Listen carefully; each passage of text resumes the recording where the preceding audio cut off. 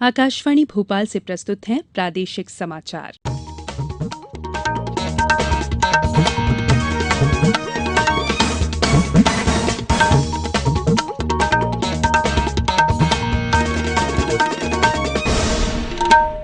नमस्कार, समाचारों के साथ मैं संयुक्ता बैनर्जी। राष्ट्रव्यापी वस्तु और सेवा कर जीएसटी आज रात संसद भवन में आयोजित कार्यक्रम के बाद पूरे देश में लागू हो जाएगा।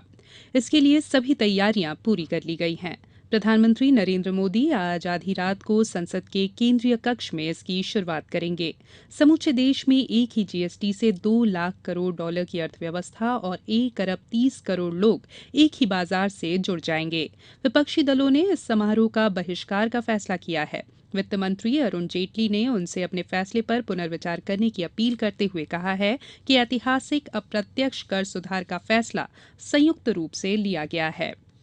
जीएसटी के खिलाफ भारतीय उद्योग एवं बाजार मंडल ने आज देश भर में बंद का आह्वान किया है।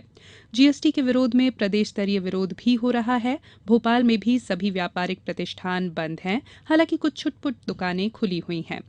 मेडिकल, पब्लिक ट्रांसपोर्ट, अस्पताल बंद से मुक्त रखे गए हैं। होशंगाबाद में व्यापारियों ने अपने प्रतिष्ठान बंद रखे हैं। पूरे शहर के बाजार बंद हैं। रायसेन में भी बंद का व्यापक असर दिख रहा है। ग्वालियर में आज बंद से पूर्व कल शाम को व्यापारियों ने जीएसटी के विरोध में वाहन रैली भी निकाली। वहीं बैतूल में भी बंद का असर देखा जा रहा है। यहां पर व्यापारियों ने जीएसटी पर चर्चा की।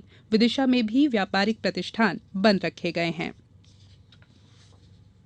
राज्य उच्च न्यायालय की ग्वालियर खंडपीठ ने आज जनसंपर्क मंत्री नरोत्तम मिश्रा की उनके निर्वाचन से संबंधित चुनाव आयोग के आदेश पर स्टे देने से इनकार कर दिया है।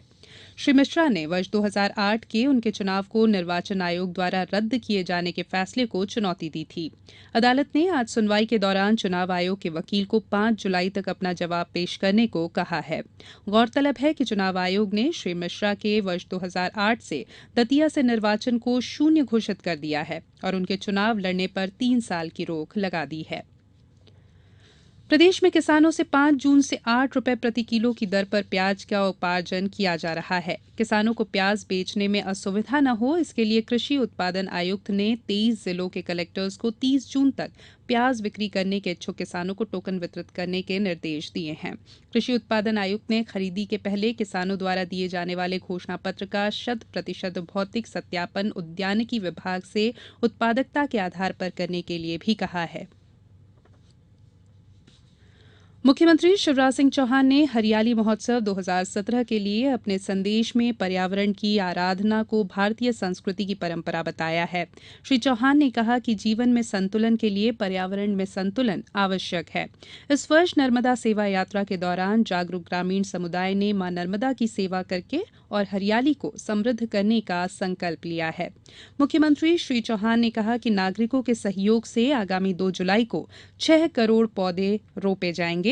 उन्होंने रोपे जाने वाले पौधों की रक्षा करने को साझा जिम्मेदारी बताया है। प्रदेश में किसानों को बाजार हस्तक्षेप दर के अनुसार उनकी उपज का उचित मूल्य दिलाने के मकसद से 1,000 करोड़ रुपए का मध्यप्रदेश मूल्य स्थिरीकरण कोष का गठन किया गया है। राज्य शासन ने मूल्य स्थिरीकरण कोष के लिए कार्यकारिणी समिति का गठन किया है। मूल्य स्थिरीकरण कोष का संधारण राज्य कृषि विपणन बोर्ड द्वारा किया जाएगा।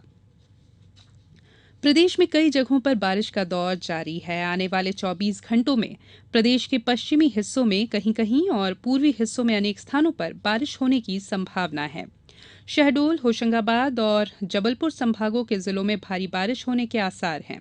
पिछले 24 घंटों में शहडोल, जबलपुर, सागर, ग्वालियर और चंबल संभागों में अनेक स्थानों पर और रीवा, होशंगाबाद, इंदौर और उज्जैन में कहीं कहीं वर्षा दर्ज की गई है। अब कुछ समाचार संक्षेप में।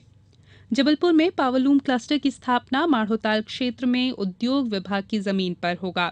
आय से अधिक संपत्ति व भ्रष्टाचार के मामले में बर्खास्त आईएएस अफसर अरविंद जोशी को हाईकोर्ट ने स्थायी जमानत दे दी है। इसके तहत जोशी बिना हाईकोर्ट की अनुमति हासिल किए देश से बाहर नहीं जा सकेंगे। सिंगरौली कलेक्टर ने जनपद पंचायत बैढ़न का भ्रमण कर ग्रामीणों की समस्याएं सुनी और मौके पर उपस्थित अधिकारियों से कई समस्याओं का निदान भी करवाया। श्योपुर कलेक्टर ने निर्देश दिए हैं कि कराहल विकासखंड में आदिवासी किसानों को जैविक खाद का वितरण सैंपलिंग टेस्ट में गुणवत्ता की जांच के बाद किया जाए।